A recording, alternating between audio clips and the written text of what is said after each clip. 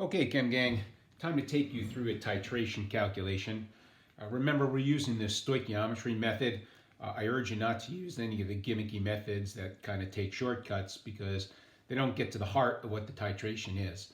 And that's that at the equivalence point in the titration, you've reacted all of the original chemical with whatever you're adding to it.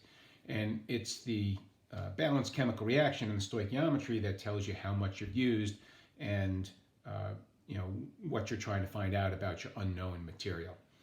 So again, don't use the gimmicky shortcuts, use the stoichiometry method. So here's our problem here. You'll notice I made very simple numbers and I'm not going to worry about sig figs here just so you get the idea of the calculation. Remember, when you do your problems, you should pay attention to sig figs and things like that.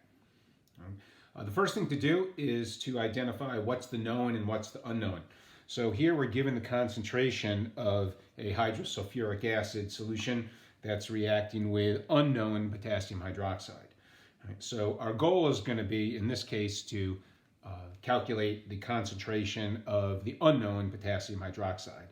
And I'm actually going to go down here to the bottom because that's going to be my last step, but I already know what I call half the answer. So we're looking for the molarity of potassium hydroxide. Note that labeling is extremely important here. I tend to use subscripts for labels just to use a little bit less room. But whenever you're working with multiple chemicals, you've got to label to be clear about what you're doing. And this is really what the question's asking. I haven't written out the question here. But to find the molarity of potassium hydroxide, you need the moles of potassium hydroxide divided by the liters of potassium hydroxide. And this volume here is going to be what's actually generally what's involved in the titration reaction here. And when I said we've already got half the answer, there it is.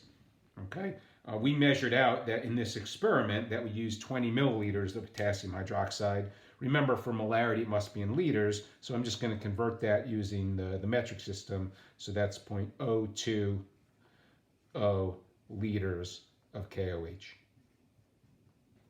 All right. And so what we really need in this problem is how many moles of the potassium hydroxide reacted in the titration. And that's what stoichiometry does for us. Okay, we're going to know how much of the known chemical reacted by the information there.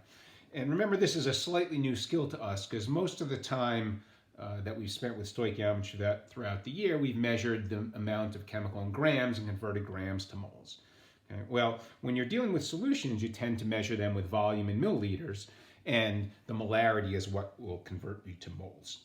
All right? We are going to be doing stoichiometry, so before we do any of that, we need the equation. And this is what a lot of the shortcut versions kind of ignore.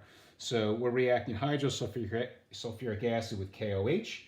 So it's going to be a typical neutralization reaction, which remember is an example of a double replacement reaction.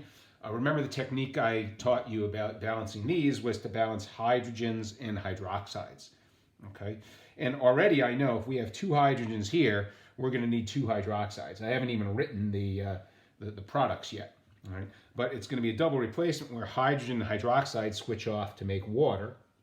Okay, and then the cation and anion that are left over that are going to make a salt. So this is going to be potassium going out with sulfide, which is K2S, plus 1 ion and minus 2 ion.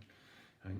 And I practically got this done already because if I've got two hydrogens, I need two hydroxides, and I'm going to make two waters.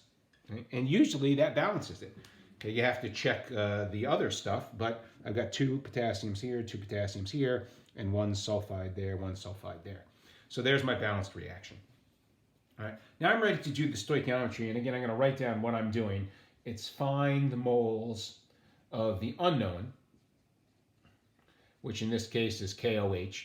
So when you know what the chemical is, you should always refer to it, and then using stoich. Okay, and you probably don't have to explain out in words that you're using stoich since it's pretty obvious what your calculation is, but it always helps to explain a little bit more. All right? And in stoichiometry, you always start with the known information.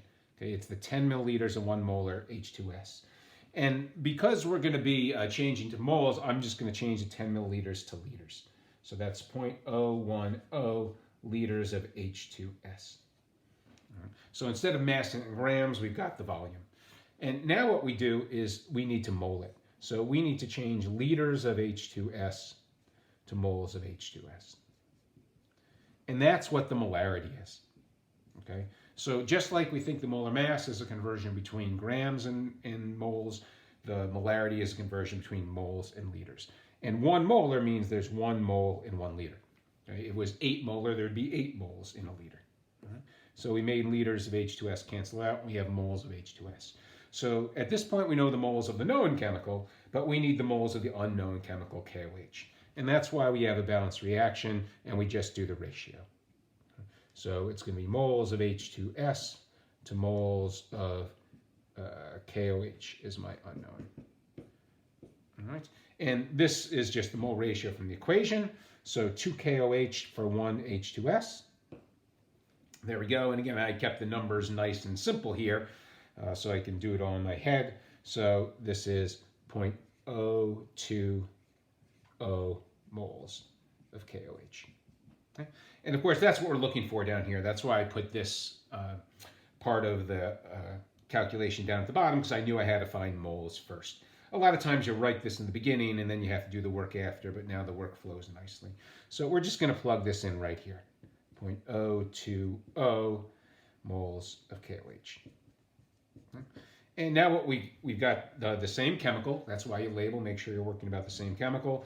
We've got moles over liters, which is molars, which is what we're looking for. And of course, I made the numbers work out beautifully here. This will be a 1 molar KOH solution. So that's how you do it. If you got any questions, let me know.